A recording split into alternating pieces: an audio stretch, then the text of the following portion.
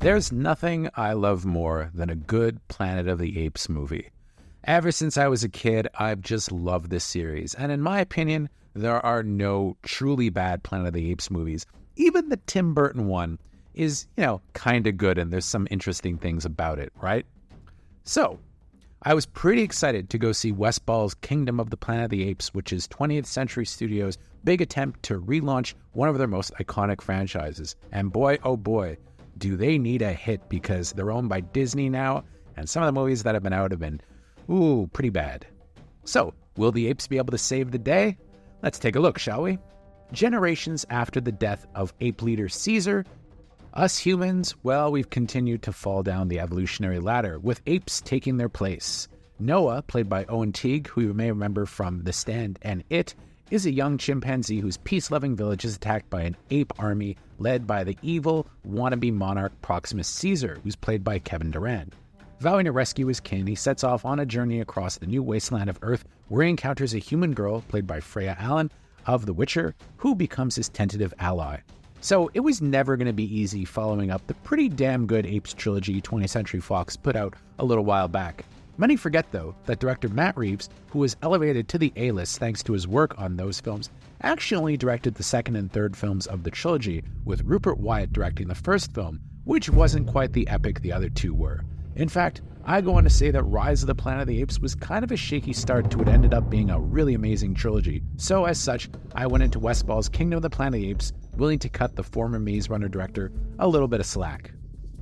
Happily, Ball ended up making a pretty damn good Apes movie on his own, even if it's not quite the masterpiece some of those breathless early reactions teased. In my opinion, there's never actually been, as I said, a bad Planet of the Apes movie, as the premise is just so interesting. Kingdom tries to act as a bit of a bridge between the Caesar trilogy and the original Apes series from the 60s and 70s. They use some of the same iconic shots and locations, and the score by John Pisano nods at Jerry Goldsmith's classic soundtrack for the original in a pretty pleasing way. The first half of Kingdom is actually great. It does a nice job setting up where the ape world is in terms of evolution, with them now fully vocal, even if they still speak slightly haltingly, still using the sign language from the last trilogy to communicate at times. The ape world is fractured, and the movie starts to depict how, in a fashion, the apes were united, and the evolutionary hierarchy that evolved between them and the humans was established. If you've watched the Planet of the Apes movies from the 60s and 70s, you'll know that gorillas, chimpanzees, and orangutans all kind of hold a different space in terms of their place in society in the Apes films. And this starts to gradually examine that aspect, but not as much as I wanted. The CGI is pretty incredible, with the apes looking superb. Owen Teague's Noah is a lower-key hero than Andy Serkis's Caesar was, but by design. He's a gentle figure who becomes hardened as the film goes on, paving the way for what could be an interesting trilogy that may show how his rule eventually helps shape their society in a not altogether positive way. The entire Apes cast is pitch perfect, especially the Orville's Peter Mason, who you may recognize as Bortus from that great show that not enough of you are watching, in my opinion. So in this one, he voices Raka, a wise orangutan, and boy, does he steal every scene. He's got to have one of the best voices in Hollywood. Sir, I wish to request a leave of absence. For what reason? I have laid an egg. Kevin Durand makes for a surprisingly sympathetic villain, with him looking to unite his species against what he sees as a greater threat, even if he does so in a tyrannical way. So it all sounds pretty good, right? As long as the movie focuses on those damn dirty apes, it is. Where Kingdom of Planet of the Apes starts to fall flat is when too much emphasis is placed on the humans, especially Freya Allan's May, and then a character played by William H. Macy, who comes in later in the film. There's nothing wrong with either of their performances, but the dynamic between Freya Allan's May and Noah was done very similarly and to much greater effect, in my opinion, in both Rise of the Planet of the Apes and Dawn of the Planet of the Apes.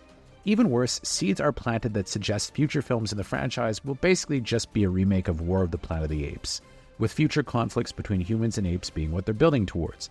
I mean, do we really need that? We already got 3 movies that were all about that, and the conclusion of War of the Planet of the Apes was kind of the last words, right? I mean, the humans lost. We don't need to see it played over and over and over again. Most of this movie teases a world where humans have completely slid down the evolutionary change, which is really interesting. But suddenly they seem to pull back on that really intriguing idea, and the movie turns into too much of a clone of the other films. That's a shame, because this movie is really effective when it was doing its own thing for the first half. But even if I was disappointed with how Kingdom of the Planet of the Apes plays out in its second half, I still had a pretty good time with it. Half the movie is excellent, making it a worthy addition to the franchise, even if the direction the follow-up movies are heading in is a little too familiar for my taste.